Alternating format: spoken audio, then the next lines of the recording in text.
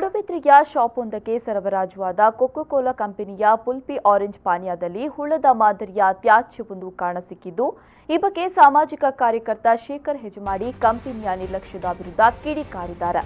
ಈ ಬಗ್ಗೆ ವಿ4 ನ್ಯೂಸ್ನೊಂದಿಗೆ ಮಾತನಾಡಿದ ಅವರು, ದೇಶದಲ್ಲಿ ಆರೋಗ್ಯದ ಬಗ್ಗೆ ಬಹಳಷ್ಟು ಜನಜಾಗೃತಿ ಕಾರ್ಯಕ್ರಮಗಳು ನಡೀತಾ ಇದೆ.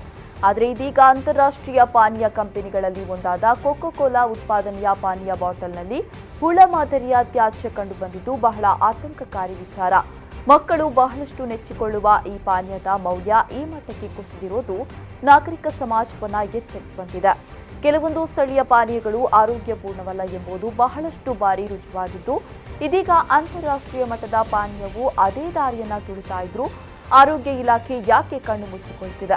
ಈ ಬಗ್ಗೆ ತಕ್ಷಣವೇ ಸರ್ಕಾರ ಹಾಗೂ ಆರೋಗ್ಯ ಇಲಾಖೆ ಎಚ್ಚೆತ್ತುಕೊಂಡು ಇಂತಹ ಕಂಪನಿಗಳ ಪರವಾನಗಿಯನ್ನು ರದ್ದುಗೊಳಿಸುವ ಮೂಲಕ ಸರ್ಕಾರ ಜನರ ವಿಶ್ವಾಸವನ್ನು ಗಳಿಸಬೇಕಾಗಿದೆ ಎಂದರು.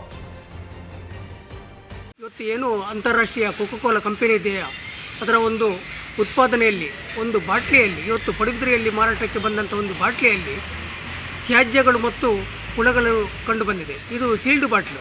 ಅದನ್ನು ಇವತ್ತು ಸಾರ್ವಜನಿಕರು ಕೂಡ ಅದನ್ನು ಗಮನಿಸಿದ್ದಾರೆ.